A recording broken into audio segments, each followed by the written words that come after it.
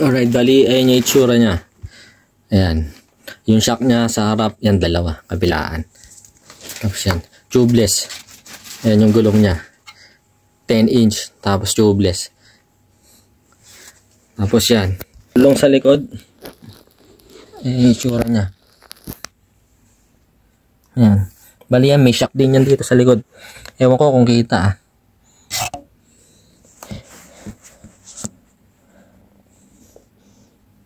Yan, may shock yun sa ilalim. Ayan yung itsura niya. Nakakwenta ko kasi nung mga nakaraan. Bali next year kasi mas magtataas yung presyo ng Navigo. Nakwenta ko siya sa loob ng isang taon kung magkano yung makukonsumo mo sa Navigo pagka gumamit ka ng Trottinet o ng Navigo, kung ano yung affordable o mas makakatipid ako.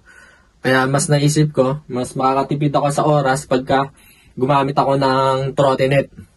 Yan, kasi ang gamit ko naman kasi sa trabaho tsaka sa bahay lang naman ako hindi naman ako nagpupunta sa ibang lugar. Kaya mas convenient sa akin pagka gumamit ako ng Trottinet. Ito na, hinalabas na natin. Yung Trottinet. Ilalak na natin muna. Ayan yung bali yung lock niya. Alright. Kala na sa doon. Doon, bali ito yung itsura niya.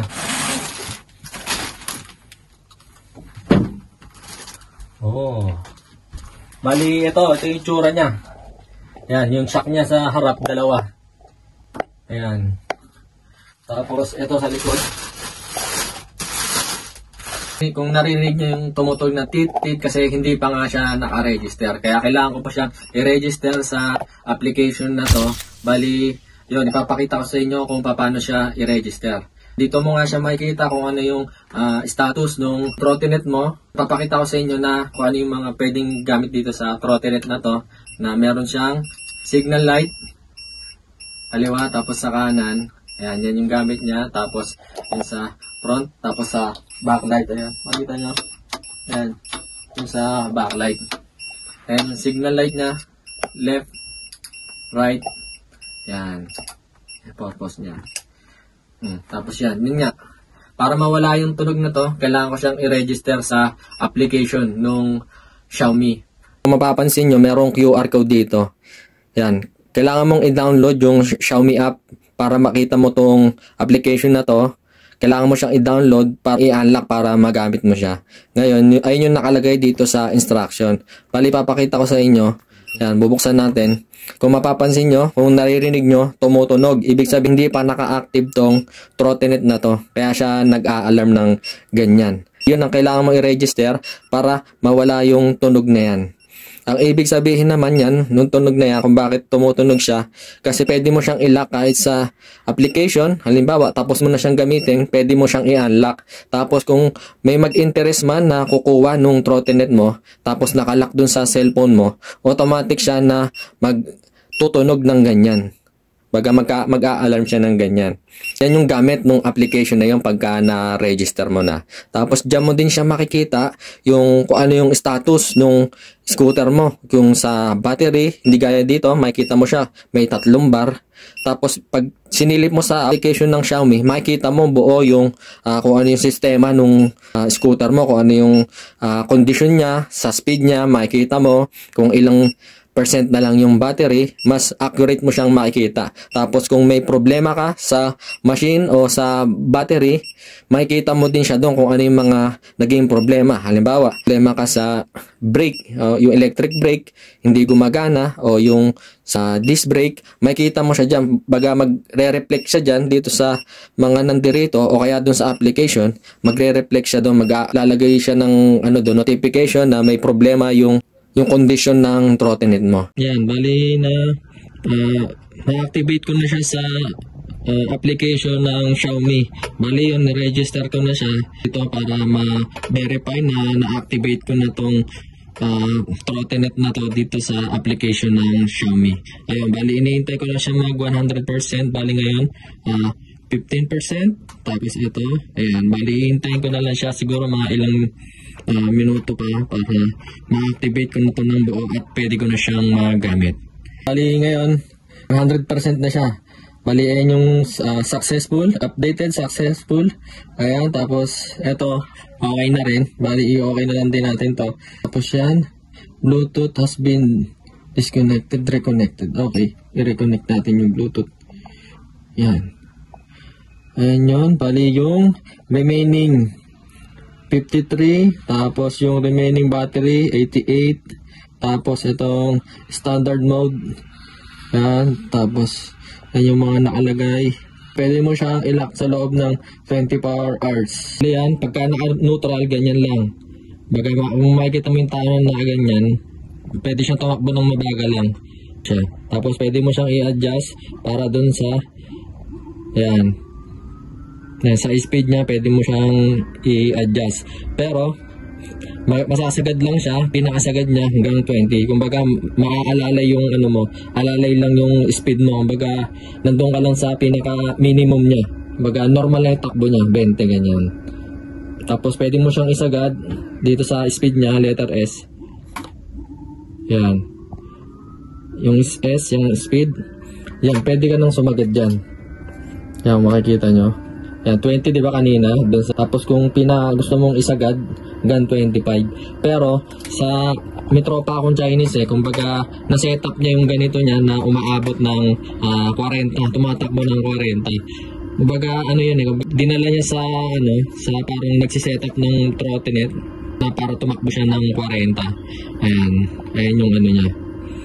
Baling pinakasagad niya 25 lang. Hindi siya ganun kabilis.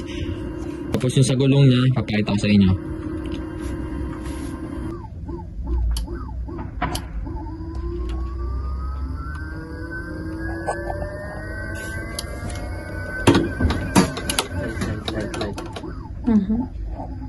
Yun. Tapos yun, may normal lang, may sa busina, tapos may brake. Ayan, papansin nyo, may ilaw. Kapag nagbe-brake ka, alarm yan. Yan, may brake siya. Alright, bali, ayun, dumating na yung pinadeliver ko galing sa AliExpress. Yung AliExpress na yon, baga kung sa atin, katulad siya ng Lazada, tsaka ng Shopee sa online. Yun, umorder ako sa online ng accessories para dun sa trottinette ko. Bali, ngayon lang siya dumating, kaya ngayon lang natin siya bubuksan. Ngayon, bali, pinadeliver ko to dun sa address ng restaurant, doon sa address ng hotel na pinapasokan ko. Kapag lagi ako nandun sa trabaho, kaya doon ko siya pinadeliver. Ayan, gaya nung sa atin, may mga address, ayan, saan ipapadala, ayan, pangalan mo, yung number mo, tapos yung barcode, ayan. Yun, bali, papakita ko sa inyo kung ano yung mga in-order kong item. Bali, 3 item pala to na accessories na pwede kong magamit doon sa trottinette ko. Ayan, sana natin pakita sa inyo. Tingnan natin kung okay ba siyang dumating, kung anong itsura niya, anong kalalabasan niya ng mga in-order kong item. Bali, ang una, ito. Yun, bali, ito yung unang dumating. Yun, malaki pala. Kasi meron ako dati nito Yung sa dati kong trottinette, meron ako dating ganito. Ito pala. Kaya lang hindi siya ganun kalaki. Pero ito, malaki. Tingnan nyo natin, check natin. Ayun, malaki pala ito. Pero sakto to dun sa trottinette ko kasi wala din yung trottinette ko Ayan. Ito pala, malaki din pala. Check natin. Kung all goods pa. Kumbaga sa atin, ano to, katulad nung sa atin, mga GB box. Yan. Unbox natin. Katulad to ng mga GB box dyan sa Pilipinas, yung para sa mga motor. Ito naman, para lang to dun sa trottinette. Pero, parang malaki siya. Para sa akin, parang malaki siya. Hindi kasi siya katulad nung meron ako last year na binili ko dun sa trottinette ko dati na nanakaw. Yun. Medyo mas maliit yun. Pero ito, tingin ko mukhang okay naman siya. Malinis naman siyang dumating, maayos. Yan, bali, ayan, all goods naman siya. Sakto to. Oh, di ba? Yan. Yan yung itsura niya. Pero mamaya papakita ko sa inyo pagka naikabit ko na siya. Try ko ipakita pag naikabit ko na siya. Alright. Good. Alright, buksan natin yung isa pa. Ano yung meron sa isa? Sabi na muna natin yan. Up. Ito. Oo. Ito naman, ano to eh. Ito buksan. Yun. LED light. Para po dun sa, ano nga, sa trottinette ko. Yun. Para siyang, ano, ilaw siya, LED light. Yan. Mga strip light. Yan. Yan, sakto to. Kasi meron na rin ako neto dati. Kumbaga nilalagay ko siya dun sa ilalim ng trottinette ko. Bali, pang ilaw siya dun sa ilalim pagkagabi. Yun. Ganda siya tignan, maangas. Kaya, yun. Papakita ko sa inyo pagka naikabit ko na tong, ano na to, strip light na to. Ayan o, bali, ayan yung itsura niya. Yan. Ayan o. Solid yan, men. Pagka kinabit ko dun sa trottinette ko sa may ilalim. Yan. Solid yan. Magaganda ng itsura niyan pagkagabi. Yan. Kasi umuwi rin ako ng gabi pag galing ako sa restaurant. Oh, yun yung itsura niya. Meron na ako dito dati. Yung sa nanakaw ko na trottinette. Kaya naisipan kong bumili na lang ulit para ikabit siya dun. Tapos ito. Yung yan. Ito yung sa may battery niya.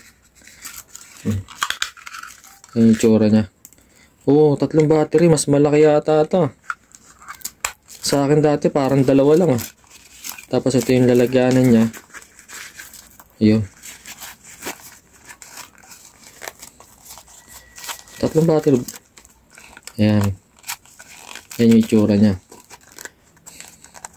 Ayan. Tapos ilalagay mo lang siya doon. Parang yan, kakabit mo siya doon sa trottinette.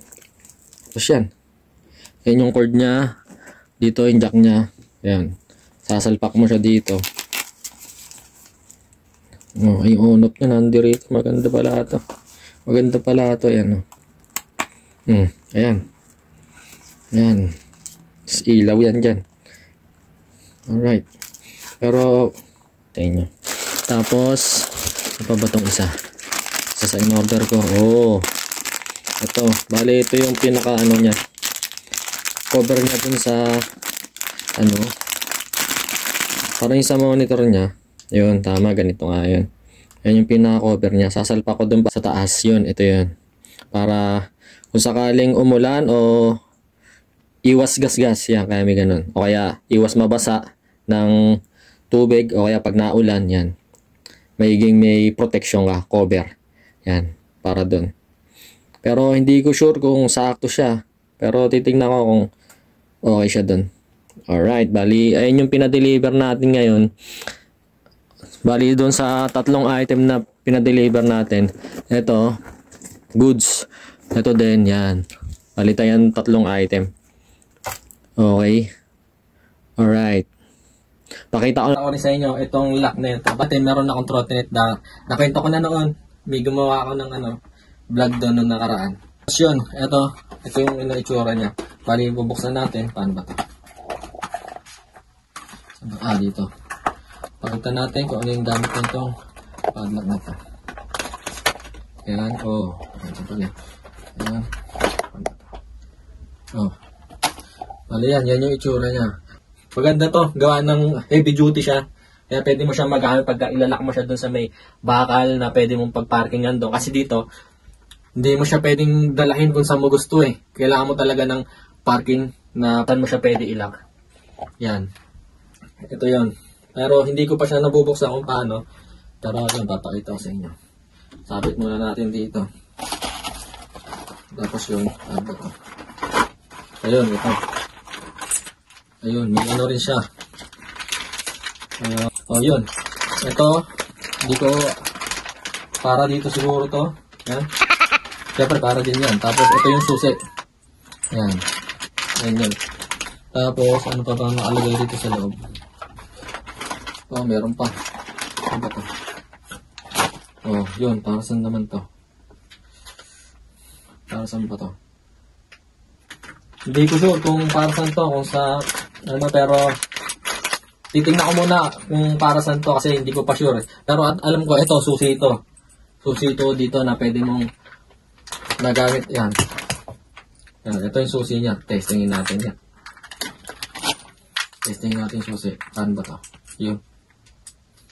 Ano siya? Yun. Yun, ganun pala yun.